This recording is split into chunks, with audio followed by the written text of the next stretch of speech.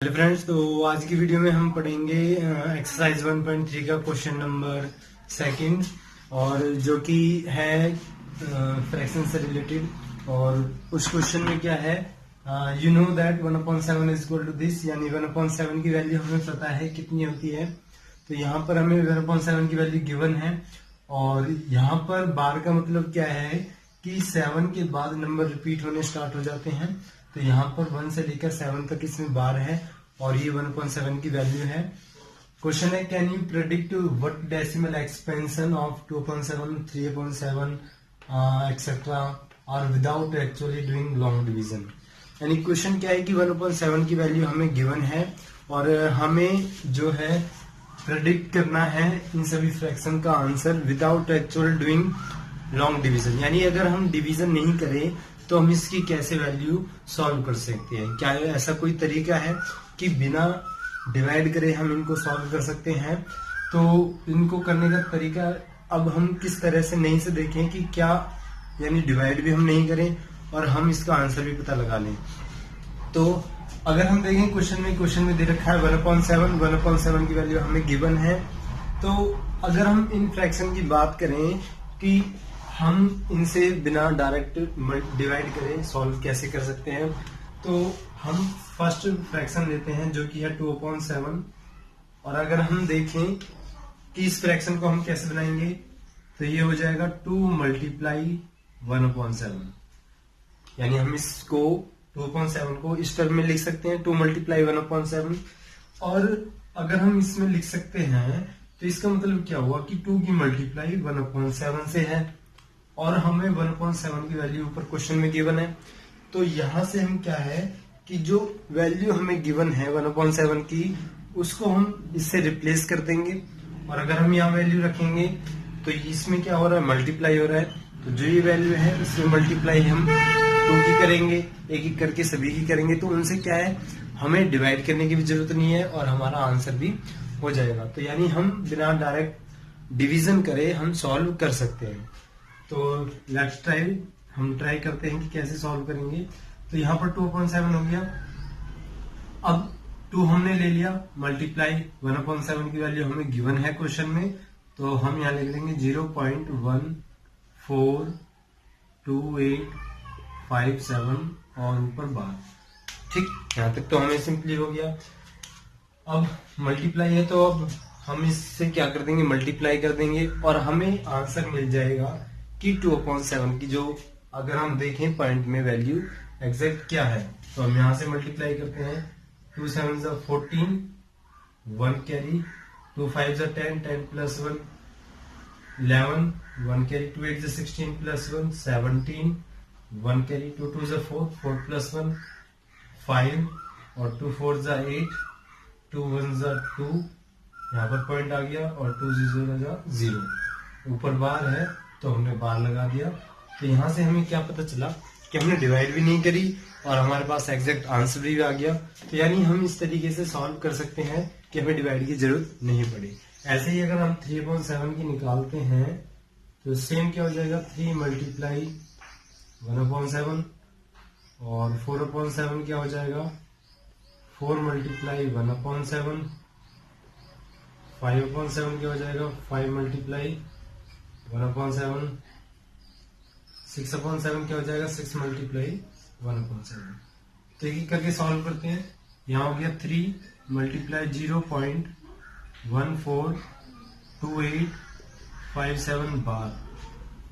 यहाँ पर हो जाएगा 4 × 0.142857 बार, 5 × 0.142857 bar, and the last is 6 × 0.142857।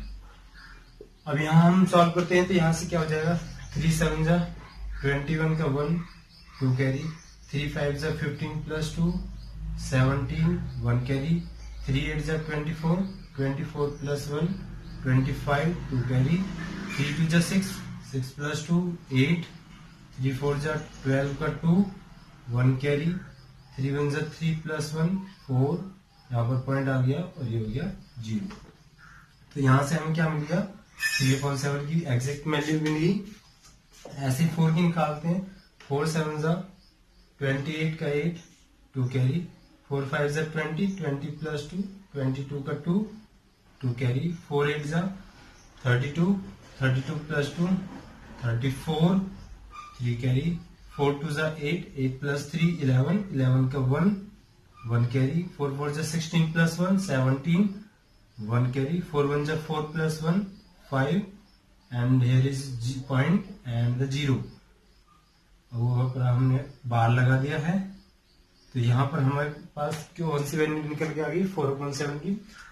Now 5/7, तो 5 7 से यहाँ पर हो जाएगा 35, 5 कैरी, सॉरी 35 5, 3 कैरी, 5 5 जा 25 प्लस 3 28, 2 कैरी, 5 8 जा 40 प्लस 2 42, 4 कैरी, 5 4 जा 5 2 जा 10, 10 प्लस 2 14, 1 कैरी, 5 4 जा 20, 20 प्लस 1 21, 2 कैरी, 5 1 जा 5 plus 2 7, and here is point and 0 बार। तो यहाँ पर हमें क्या मिल गया, 5/7 की वैल्यू मिल गई।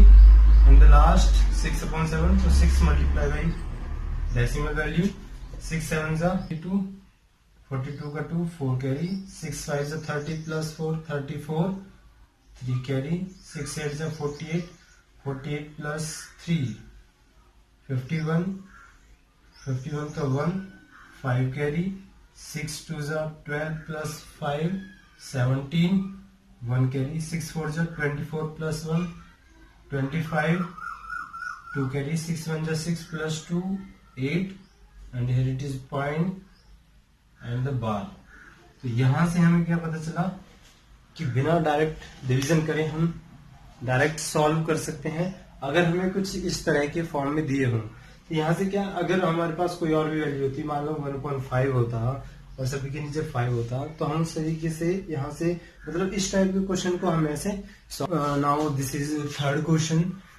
थर्ड क्वेश्चन में क्या है कि हमें फ्रैक्शन दे रखे हैं, सॉरी डेसिमल पॉइंट दे रखे हैं, और हमें वो चेक करना है क्या हम उसको पी अपॉन की फॉर्म में लिख सकते हैं, सॉल्व कर सकते हैं। तो क्वेश्चन नंबर थर्ड है, express the following in the P upon Q form where P and Q are integers and Q is not equal to 0। यानी इस क्वेश्चन में हमें प्रूव करना है कि जो हमें वैल्यू गिवन है वो हमें डेसिमल पॉइंट की गिवन है और वो हमें पी अपॉन की फॉर्म में कन्वर्ट करनी है। इससे पहले हमने कुछ कॉन्सेप्ट क्लियर करे थे कि बार का मतलब क्या होता है कि जिसका मतलब रिपीट होना होता है, यानी कोई डेसिमल एक्सपेंस है वो डिवाइड हम क्या है फिनिश नहीं होती तो नॉन टर्मिनेटिंग होगी, और बार का मतलब रिपीट हो रहा है, तो यानी ये सभी के सभी हम देखते हैं कि बार लगा हुआ है। तो यहाँ से क्या पता चल रहा है, नॉन टर्मिनेटिंग और रिपीटिंग डेसिमल है। तो अब ये हमें चेक करना क्या पी अपॉन की फॉर्म में यहाँ सॉल्व हो सकता है, यानी अगर हमारे पास डेसिमल नंबर है और वो रिपीट हो रहे हैं, क्या वो रैशनल की फॉर्म में लिख सकते हैं, क्योंकि पी अपॉन की फॉर्म क्या होती है, रैशनल ही होती है। तो अब सबसे पहले ये है कि हम जो इस क्वेश्चन को कैसे कर सकते हैं, सिंपली कैसे करें जिससे हमें आसानी हो समझने में।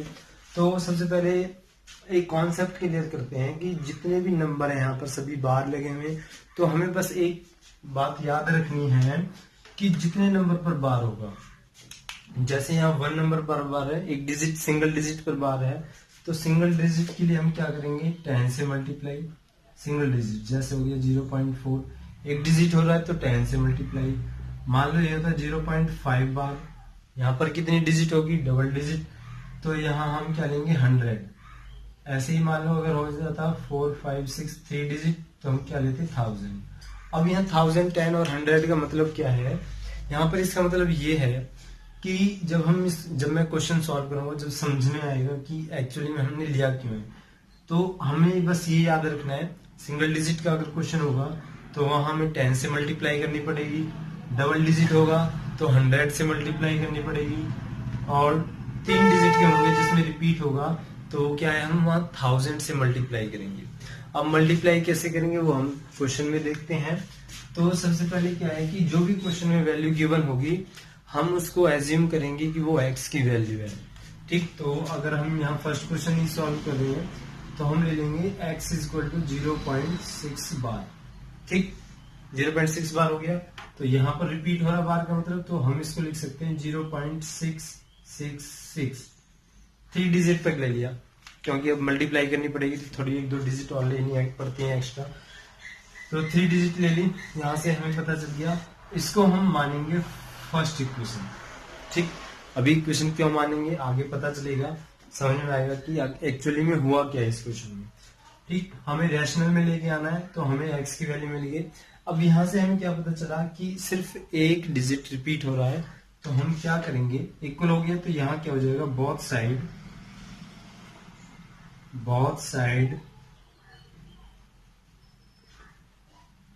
मल्टीप्लाई बाई 10, जो भी मैंने यहाँ डिस्कस करा था। ठीक, तो यानी एक डिजिट रिपीट हो रही है तो हम क्या करेंगे, 10 से मल्टीप्लाई करेंगे बोथ साइड, तो यहाँ क्या हो जाएगा, 10 multiply x is equal to 10 multiply 0.666। 3 लिए तो हमने 3 ले लिए। अब एक याद और रखेंगे रूल, यहाँ मल्टीप्लाई करने की जरूरत नहीं है। अगर कभी भी पॉइंट की मल्टीप्लाई हो और 10 से मल्टीप्लाई हो रहा है, 10, 100 कुछ भी, तो क्या है कि पॉइंट में मल्टीप्लाई ऐड होते हैं। जैसे यहाँ है तो हम इधर की तरफ चलेंगे, तो ये क्या हो जाएगा, 10x इज इक्वल टू, जैसे कि मान लो ये है 0.66, हमने 3 लिया, अगर 10 से मल्टीप्लाई करोगे तो इसका आंसर आ जाएगा 6.66। ठीक, अब यहाँ पर क्या है कि अगर हमने मल्टीप्लाई करने पर ये आ गया 6.66, तो ये हो गया इक्वेशन सेकंड। हम क्या, जब हम क्वेश्चन स्टार्ट करेंगे सबसे पहले तो हमें ये डाउट होगा कि यहाँ तो 3-6 थे, पॉइंट के बाद 3 डेसिमल प्लेस तक लिए, यहाँ 2 आए, तो हम आगे कैसे सॉल्व करेंगे। तो इसमें क्या है, ऐसे क्वेश्चनों में क्या है, जब हम मल्टीप्लाई करते हैं तो हम देखेंगे यहाँ 3 भी ले सकते हैं, क्योंकि ये तो रिपीट हो रहे हैं, कितने भी नंबर ले सकते हो। तो अगर यहाँ 2 तक ले रहे हो या 3 तक लगा लो, अपने अकॉर्डिंग कुछ भी, यानी सेम होना चाहिए, डेसिमल पॉइंट के बाद सेम होना चाहिए। तो यहाँ तक हो गया। अब हमें क्या मिल गया, 2 इक्वेशन निकल गया, इक्वेशन फर्स्ट और इक्वेशन सेकंड। अब यहाँ पर 10x है और यहाँ पर 1 है, तो क्या करेंगे, subtract equation first from second. First को सेकंड में से माइनस करेंगे तो ये हो जाएगा 10x minus x is equal to 6.666 minus 0.666। जो भी मैंने बताया था कि यहाँ सेम लेंगे क्योंकि माइनस करने में हमें इजी होगा। तो यहाँ पर माइनस करने पर क्या आ गया, 9x इक्वल टू, यहाँ माइनस करोगे तो ये क्या हो जाएगा 6।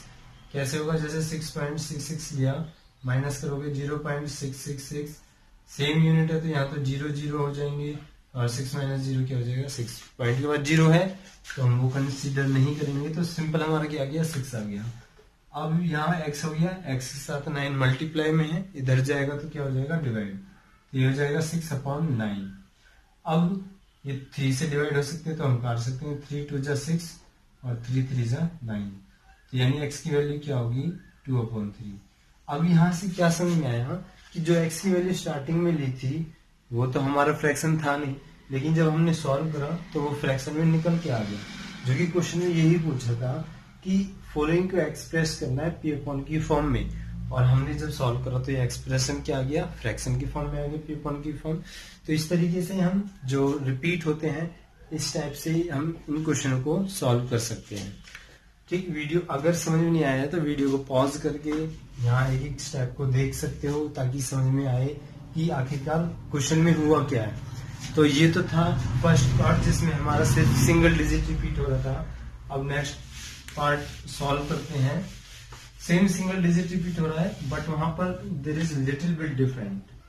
अब वो डिफरेंस है क्या, हम लेते हैं x is equal to 0.47। Here is only bar on the 7 digit, यानी इससे जो एक डिजिट 7 है वो बार सिर्फ उसी पर है, 4 पर बार नहीं है। तो यहाँ पर हम कैसे करेंगे, सेम वहां रिपीट वाला जो हो रहा है हम उसको आगे सॉल्व करेंगे, 4 7 7। आगे पॉइंट का मतलब क्या है कि ये रिपीट हो रहा है, डिवाइड फिनिश नहीं होगी। तो x की वैल्यू होगी, सेम सिंगल डिजिट रिपीट हो रहा है तो हम क्या लिखेंगे, बोथ साइड मल्टीप्लाई बाई 10। तो यहाँ ये तो होगी इक्वेशन फर्स्ट, बोथ साइड 10 से मल्टीप्लाई करेंगे तो ये क्या हो जाएगा 10 multiply x is equal to 10 multiply 0.477, हमने 3 यहां तक ले लिया, मल्टीप्लाई करने पर क्या गया 10x इज इक्वल टू, तो आगे रिपीट ऐड हो जाएगा पॉइंट, ये हो जाएगा 4.77। ठीक, तो यहां पर ये हो गया और यहां पर हमारा निकल के आया इक्वेशन सेकंड। सेम वही इस टाइप के क्वेश्चन में फर्स्ट इक्वेशन को हमेशा सेकंड से माइनस करेंगे, क्योंकि यहाँ पर 1 रहता है और यहाँ पर रहता है 10, और वो ज्यादा में से कम को माइनस करेंगे तो यहाँ क्या हो जाएगा, subtract equation first from second, तो ये हो जाएगा 10x minus x is equal to 4.77 minus 0.477 up to 3 decimal place तक लिया, यहाँ भी हमने 3, ये हो जाएगा 9x इज इक्वल टू, इसमें से इसको माइनस करेंगे तो ये हो जाएगा 4.3।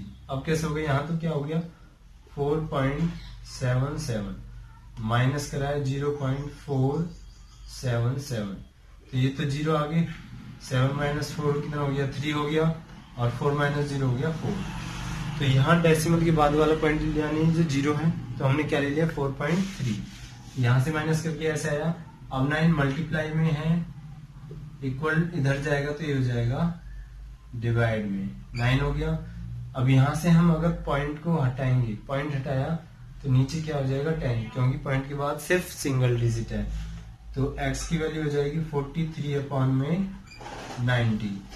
अगर कटता है तो हम डिवाइड कर देंगे, लेकिन यहाँ पर डिवाइड नहीं हो रहा, तो यहाँ पर जो फ्रैक्शन फॉर्म निकल के आई इस वाले पार्ट की, वो आई है x equal to 43/90।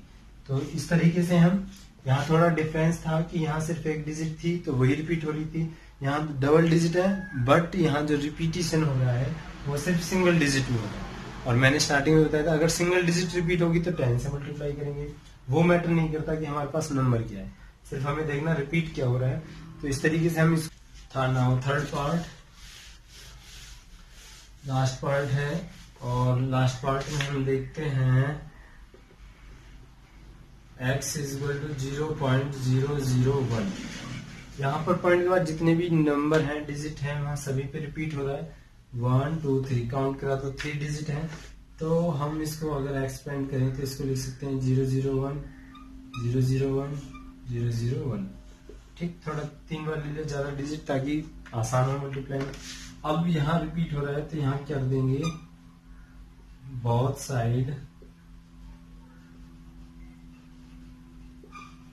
Side multiply by, अब यहाँ मल्टीप्लाई कितने से करेंगे 1 2 3 डिजिट रिपीट हो रहे हैं तो कितने हो जाएंगे 1000 से, 1000 से मल्टीप्लाई हो गया।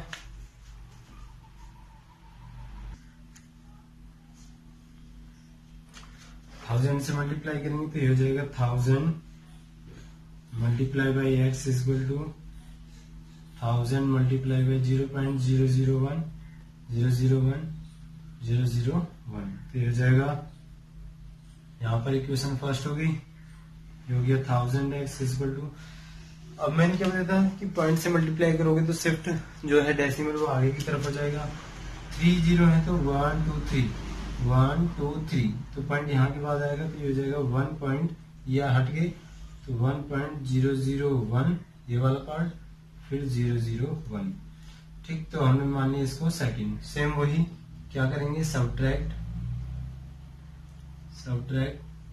Equation first from second. तो यहाँ पर क्या है 1000, तो ये 1000x minus x is equal to 1.001 001 minus हम करेंगे 0.001 1 2 3 4 5 6 तक है, 1 2 3 4 5 6। ठीक, क्योंकि हमें डेसिमल के बाद सेम डिजिट लेनी होती है, तो यहाँ माइनस करोगे तो ये कितना हो जाएगा 999x इज इक्वल टू, अब यहाँ पर माइनस करते हैं देखेंगे ये तो है 1.001 001 माइनस में हो गया 0.001 001। ठीक, यहाँ तो सेम डिजिट है तो ये तो 0 हो गया, सब कंसीडर और 1 माइनस 0 क्या हो गया 1, 1 के बाद 0 आएगा तो कंसीडर नहीं करते, तो सॉल्व करने पर यहाँ क्या हो गया 1 आ गया। अब आगे हम देखेंगे, सॉल्व करने पर 1 आ गया, ये इसके साथ x के साथ मल्टीप्लाई है, इधर जाएगा तो क्या हो जाएगा 1/999। तो यहाँ से क्या पता चला, अगर हमारे पास जो डेसिमल नंबर है वो रिपीट की फॉर्म में है तो वो क्या है कि फ्रैक्शन में हो सकती है उसकी वैल्यू। ये हमने यही चीज यहाँ पर सॉल्व करके देखी है कि अगर हमारे पास डेसिमल की कोई भी वैल्यू है और वो रिपीट हो रही है तो उसको हम पियर की फॉर्म में लिख सकते हैं। तो ये हमारा क्वेश्चन नंबर 3 था एक्सरसाइज 1.3 का। मुझे उम्मीद है कि आपको ये समझ में आया होगा।